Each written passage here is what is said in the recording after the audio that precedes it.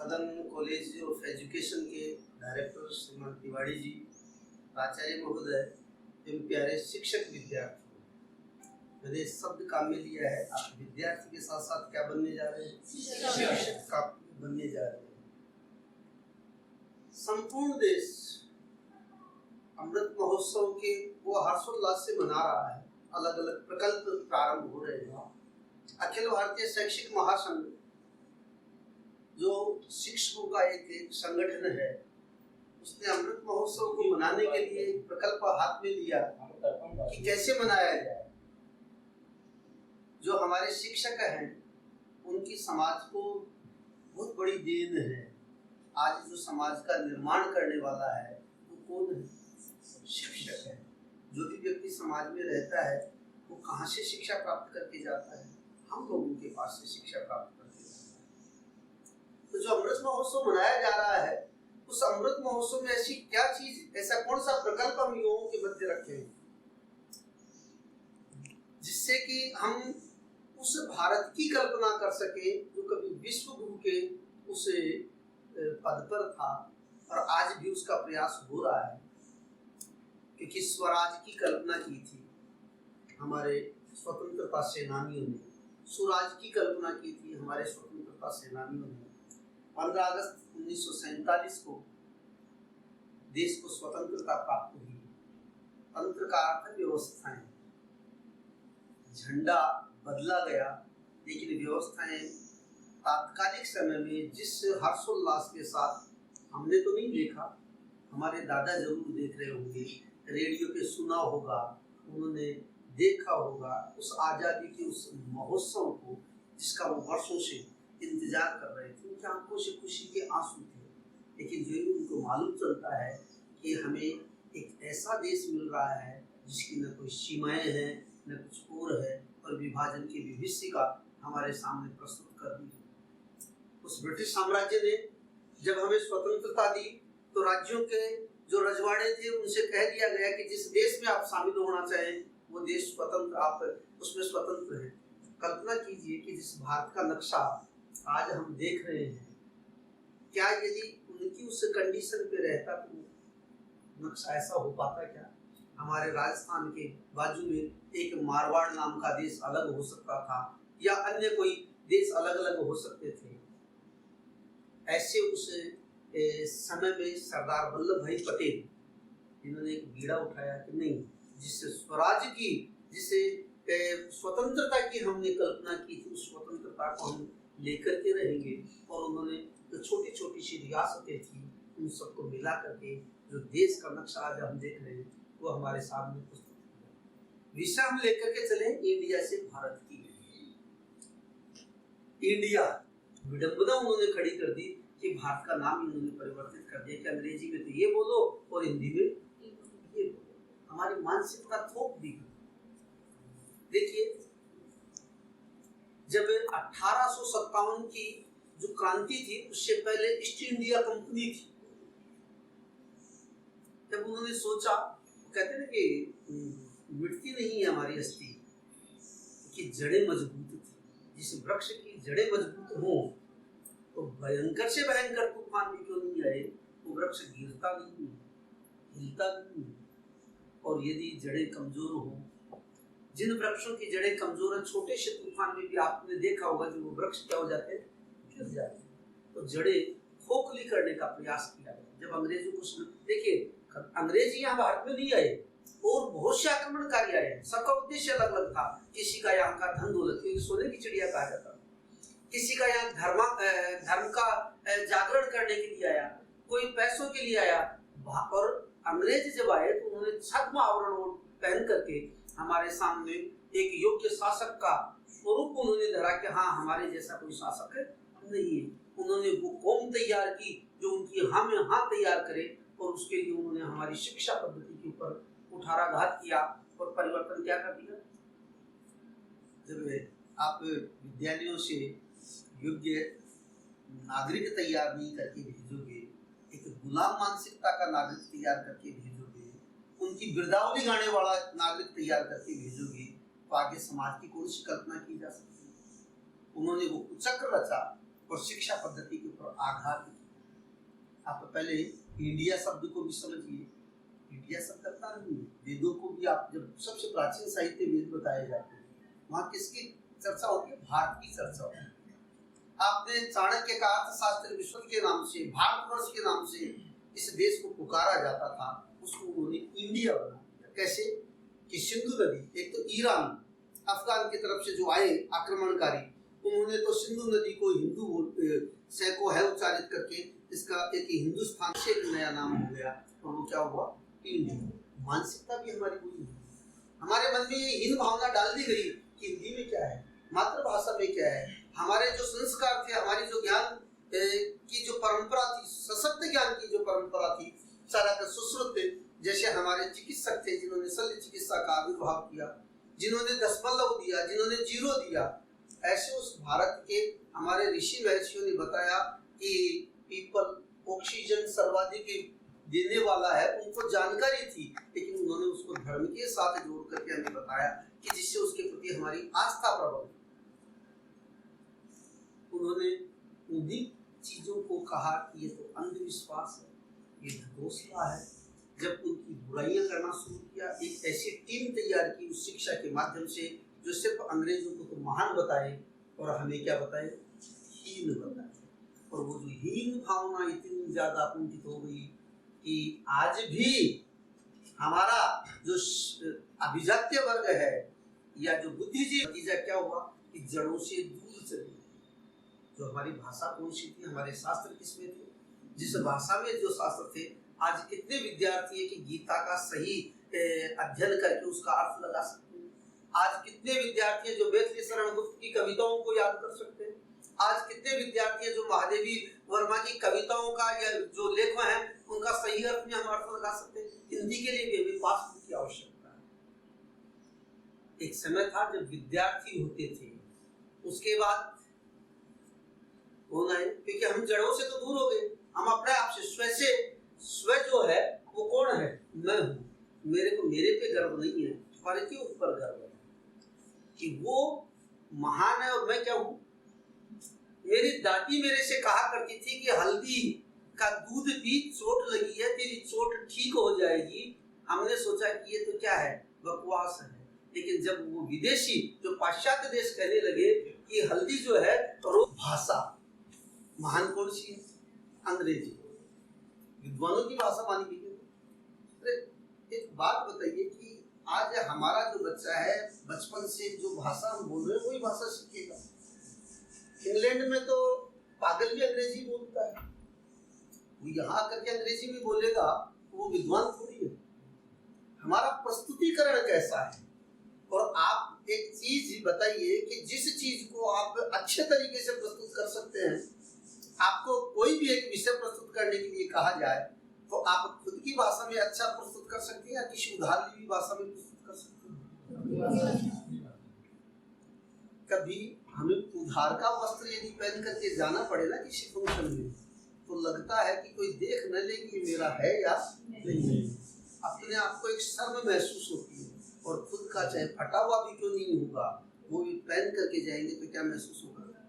गर्व महसूस होगा। हमारी माँ, हमारी दादी, हमारे पिता, हो सकता है कि वैसे आज के जो समय के जो बुद्धिजीवी हैं उनकी तरह नहीं रहे होंगे, लेकिन उनका जो ज्ञान जो था, उन्होंने हमें संस्कार इंडिया हमारे ऊपर थोपा गया, वो उपनिवेशवाद थोपा गया।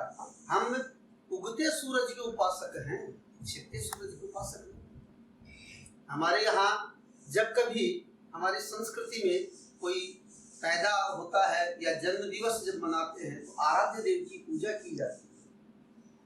और आज अर्धरात्रि को निशाचरी जन्म दिवस हम मनाते हैं ना।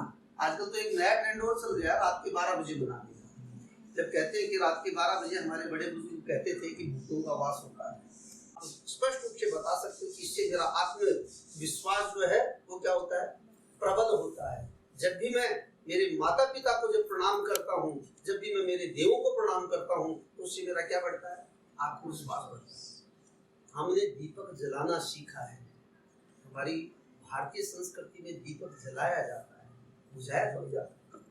बुझा कौन रहा है? इंडिया, जिस इंडिया की मानसिकता जो हमारे दिमाग में, जो उपनिवेशवाद की जो द्वंद्व जो हमारे दिमाग में पैदा कर दिया गया है, हम उसी चीज की तरफ जा रहे हैं।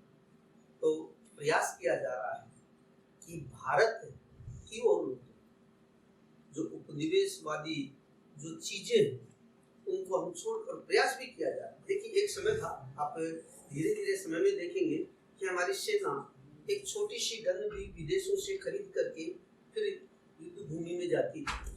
आज हमारे लगभग नहीं तो 70% जो अस्त्र शस्त्र हैं वो हमारे यहाँ निर्मित होने लगे। हम कभी किसी यान के लिए या किसी उपग्रह के प्रक्षेपण के लिए अन्य देशों की तरफ नजर गड़ाए हुए थे। आज हमें गर्व है कि हमारा जो प्रक्षेपण जो यान है वो बहुत से देशों के उपग्रह भी एक साथ प्रक्षेपित करने में सक्षम है। आज हम चांद पर जाने में भी सक्षम हैं, तो आज हम मंगल पर भी जाने में सक्षम हैं।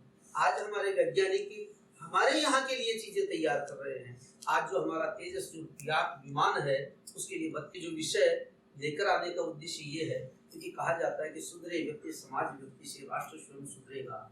हम जिस स्वाभिमान की, जिस स्वत्व की जो हम बात कर रहे हैं, जिस स्वराज की हम बात कर रहे हैं, वो कब आएगा? जब हम शुरू करेंगे। देखिए, आजादी के बाद का एक उदाहरण बता रहा हूँ। जब स्वराज आया, पूरे भारतवर्ष में हुआ, स्वराज आ गया, स्वराज आ गया। तो हमारे के मनीषी थे, वो ट्रेन में यात्रा कर रहे थे। उन्होंने जब ट्रेन में यात्रा की तो कुछ लोगों ने टिकट बिना खरीद करके यात्रा की। उनसे पूछा गया कि आपने बिना टिकट खरीदे यात्रा क्यों कर रहे हो? तो उन्होंने कहा कि स्वराज आ गया। क्या गया? स्वराज आ गया। आज भी हम ये सोचते हैं, मौका मिलते ही कि यदि फिल्मी यात्रा करने का मौका मिले तो कौन कौन करता है? सब करता है। तैयार? ये है इंडिया। हमारे यहाँ प्रामाणिकता का उदाहरण था। यदि सभी फ्री में यात्रा करेंगे तो ट्रेन चलेगी कैसे? ट्रेन चलने के लिए क्या चाहिए? ईंधन चाहिएगा। ईंधन कहाँ से आएगा? अर्थ से आएगा। और अर्थ गवर्नमेंट कहाँ से लाएगी? वो आपसे हमसे लेकर के रहेगी। तो जब हम इन सब संपत्तियों को अपना समझते हैं तो उसको अपने हिसाब से ही काम में लेना चाहिए। कि जहाँ बांसवाड़ा में अपने गुरु गोविंद जो आदिवासी एक नायक थे, उनके नाम पर, गुरु गोविंद के नाम पर एक विश्वविद्यालय स्थापित हुआ है। वहाँ रिसर्च का जो केंद्र है उसमें स्पष्ट रूप से एक है कि सारा काम यहाँ मातृभाषा में होगा। और वो इसलिए होगा क्योंकि उनको मालूम है कि ये जो रिसर्च होगा वो हमारे यहाँ के लिए होगा। वो कहाँ के लिए होगा? भारत के लिए होगा। भारत केंद्रित रिसर्च होगा। हमें परिवार में जिस भाषा में समझ में आता है, बातचीत हम जिस भाषा में करते हैं उस भाषा में हम बहुत अच्छे तरीके से समझ सकते हैं। तो मातृभाषा का प्रादुर्भाव हो, मातृभाषा में हमारी शिक्षा पद्धति हो, चाहे वो मायड़ भाषा हो चाहे हमारी राष्ट्र भाषा हो, यदि हमें हमारी शिक्षा उसी भाषा में मिलेगी तो हमें ज्यादा लाभदायक होगी। स्वामी विवेकानंद जो हमारे आदर्श पुरुष हैं, उन्होंने भारत के युवाओं को कहा कि केवल दूसरों की हम यहाँ मिला करके दूसरों की क्षुद्र नकल द्वारा दूसरों का ये मुंह ताकते रह करके क्या कभी तू पाथेय के सहारे, तू इसी पाथेय के सहारे सभ्यता और महानता के चरम शिखर पर चढ़ सकेगा? युवाओं से कहा कि जिससे उस उपनिवेशवाद की तरफ जो युवा अग्रसर हो रहा था, उनके लिए उन्होंने कहा कि क्या आप इनको ही पाथेय मान करके अपने आप को महान सिद्ध कर सकते हैं? नहीं कर सकते। देखिए, विविध क्षेत्रों में जाएंगे, जब हमारे मन में भारत के लिए स्वाभिमान नहीं होगा तो क्या हम विद्यार्थियों के मन में भारत का स्वाभिमान जागृत कर सकते हैं? है कि इंडिया से भारत की ओर हम इसलिए भी लेकर के जाए क्योंकि हमारे जो विद्यार्थी आगे जो तैयार होंगे, जिस दिन हम 100वां स्वतंत्रता महोत्सव मनाएंगे, 100वां स्वतंत्रता दिवस भी हमें मनाया जाना है। उस वक्त हम जिस अवस्था में, उस अवस्था में कौन होगा? आप लोग होंगे। क्या उस दिन हमें ऐसा महसूस होगा कि सब चीजें हमारी वही मिलोड़ वाली जो उपनिवेशवाद की है?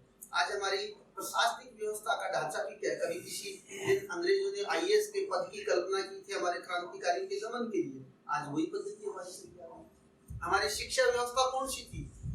हमारे खुद की गुरुकुल आधारित, राष्ट्र आधारित जो शिक्षा थी उसको तहस नहस करके अंग्रेजीकरण कर दिया गया। उसका हमें वापस से हमारी भारतीय शिक्षा पद्धति, जिसके लिए कहा जाए कि ये शिक्षा पद्धति हमारी है, ये व्यवस्थाएं हमारी हैं, ये सब चीजें हमारी। देखिए पहले जो वस्तु आती थी मेड इन चाइना है, मेड इन जर्मनी है, हम बहुत गर्व से खरीदते थे। लेकिन आज का जो युवा है वो युवा पहले पूछता है कि ये कौन सा है। मैं कल परसों एक दुकान पे खड़ा हुआ, भारत स्वावलंबी बन रहा है, और ये किसकी ताकत है? हमारे युवाओं की ताकत है, हमारे युवाओं की जो सोच है उसकी ताकत है। एक गर्व का और विषय है, जब हम भारत के ऊपर गर्व करते हैं। मेरे वहाँ जहाँ मैं रहता हूँ वहाँ यूक्रेन में कई विद्यार्थी पढ़ते थे, मेडिकल की पढ़ाई करते थे। जब वो नहीं आए थे उनके सारे घर वाले बड़े आशंकित थे कि क्या होगा क्या नहीं होगा। लेकिन एक दिन जब वहाँ पहुँचे तो उन विद्यार्थियों की जबानी थी कि हमने भारत का ध्वज लिया और हमें हमारी बस को कहीं भी नहीं रोका, बस पूरी बस में आए। और क्या 3-4 पाकिस्तानी विद्यार्थी भी हमारे साथ आए। ये गरिमा, ये स्वाभिमान किसका है? उस तिरंगे का। और तिरंगा क्या है? वो भारत है, वो स्वाभिमान है। तो ये सब चीजें उस स्वाभिमान की हमें पूर्ति करनी है। देखिए हमारी संस्कृति ऐसे है कभी मिट नहीं पाई, क्योंकि हमारे लगता था कि ये सब क्या है, अनपढ़ हैं, गंवार हैं। लेकिन साईं इतना दीजिए जामे कुटुम समाए, मैं भी भूखा ना रहूं। हमारे घर से एक रोटी गाय की निकलती थी, आज भी निकलती, एक रोटी कुत्ते की भी निकलती। कोई मांगने वाला आता है उसको भी दिया जाता है, अतिथि रहता है उसको भी दिया जाता है। हमारे यहाँ पीढ़ी दर पीढ़ी कुटुंब प्रणाली थी, संयुक्त परिवार की प्रणाली थी, वो भारतीय प्रणाली थी। क्योंकि हमारी धारणा क्या है? वसुधैव कुटुंबकम, एकल परिवार हमारी धारणा नहीं है। जब से इंडिया जो उपनिवेशवाद हमारे ऊपर हावी हुआ, आप बहुत से शहरों में, यहाँ तो अपने फिर भी ऐसा प्रचलन नहीं है, जो बड़े बड़े जो शहर हैं उनमें आपको कारण क्या है? हमारी उस सोच का कारण। आज हम जो एकात्मक सोच हो रही है कि मैं सोच किसकी तरफ जा रही है? सिर्फ मैं और हम नहीं। मैं से जब हम में जाएंगे, जब हमारे उस उत्कृष्ट समाज का निर्माण, और वो हम वही परिवार और वही समाज को बनाता है।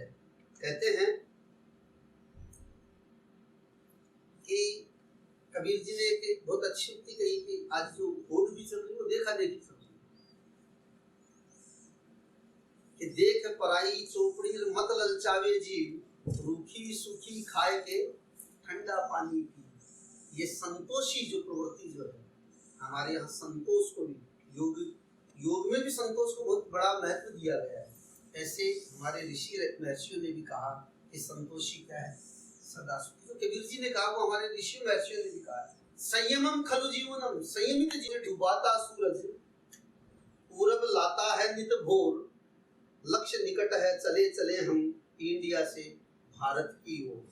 सत्य सनातन संस्कृति हमारी अखिल विश्व को ज्ञान दिया, अमृत बांट दिया दुनिया को और स्वयं विष पान किया।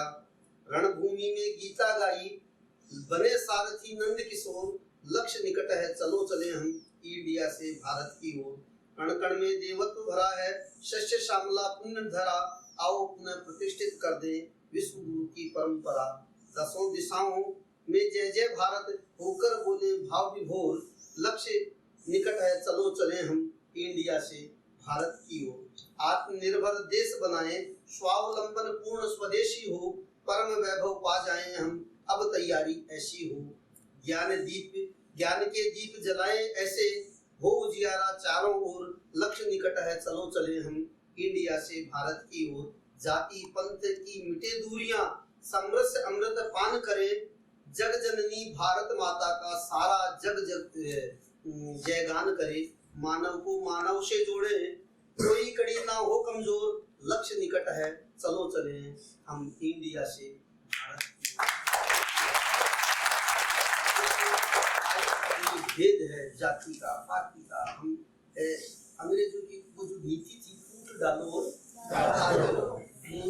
एक दोहरा चरित्र हमारे सामने रखा, अपने आप को एक योग्य कुशल शासक के रूप में रखा, और हमारे जो राजा जो महाराजा जिन्होंने अच्छी अच्छी व्यवस्थाएं दी उन सबको उन्होंने लुटेरा साबित कर दिया कि ये क्या है, लुटेरा। ऐसा दोहरा चरित्र उन्होंने हमारे सामने भी रखा। आप ये बताइए कि भारतीय संस्कृति में यदि भेद होता तो सुदामा और कृष्ण एक गुरुकुल में पढ़ सकते थे क्या? एक गुरु के पास वो नहीं पढ़ सकते थे, क्योंकि कहाँ कृष्ण था और कहाँ सुदामा था। ऐसे यदि गुरु के उस गुरुकुल में कभी भेद नहीं था तो क्या आप समझ सकते हैं कि हमारे समाज में कभी भेद की परंपरा रही?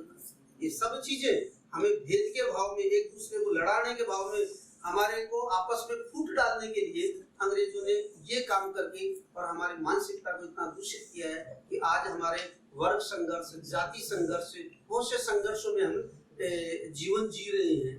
तो उन्हें हमारी उस संस्कृति को स्थापित करने के लिए ये सब भेद हमें क्या करने हैं, मिटाने हैं। और जब ये भेद मिटाएंगे, जब भी हमारा जो स्वप्न है इंडिया से भारत की ओर वो साकार होगा। आप मैं संस्था निदेशक का भी आभारी हूँ कि मेरे अनुरोध पर उन्होंने मुझे यहाँ मौका दिया। आप सब विद्यार्थियों का भी मैं तहे दिल से आभार ज्ञापित करता हूँ कि आपने बड़े अच्छे तरीके से सुना। और फिर से मैं आप लोगों से एक ही हमारे जो संगठन, क्योंकि आप भी शिक्षक हैं और मैं भी शिक्षक हूँ, आप भावी शिक्षक हैं और मैं वर्तमान शिक्षक हूँ, लेकिन शिक्षक हैं आपके आगे भी शिक्षक विद्यार्थी लगता है, विद्यार्थी के साथ आप क्या है, शिक्षक है। तो निश्चित रूप से हमारी एक बहुत बड़ी जिम्मेदारी रहती है इस स्वावलंबी भारत को बनाने की। हमारी शिक्षा हमारी हो और उसके लिए प्रयास किए जा रहे हैं, बार बार प्रयास हो रहा है और आज बहुत कुछ हमने प्राप्त कर लिया है। आज ऐसे ही नहीं है, हम G20 का भी अध्यक्षता कर रहे हैं, ये गौरव की बात है। आज हमारे पासपोर्ट की जो श्रेणी है ना वो भी सुधर रही है, उसकी कैटेगरी भी सुधर रही है और विश्वास भी हो रहा है। हर एक इस तरफ आंखें लगाए हुए है। रूस यूक्रेन का युद्ध है, आप पत्र पत्रिकाएं पढ़ते होंगे, उसमें बार बार आ रहा है कि भारत इसकी क्या करे, मध्यस्थता करे। तो कहीं न कहीं तो लोगों को ये अपेक्षा है कि भारत में वो क्षमता है। और भारत कौन है, हम भारत हैं। विश्वास के साथ कि हम ये जो उद्देश्य जो लेकर के चल रहे हैं, और जब हम स्वतंत्रता का दिवस मनाएंगे उस दिन सब कुछ हमारा हो, ऐसी परिकल्पना करें कि सब कुछ हमारा होगा, क्योंकि स्वयं आनंद है, पर में आनंद नहीं है। परतंत्रता में कभी भी सुख नहीं है, स्वतंत्रता में ही सब सुख है। धन्यवाद।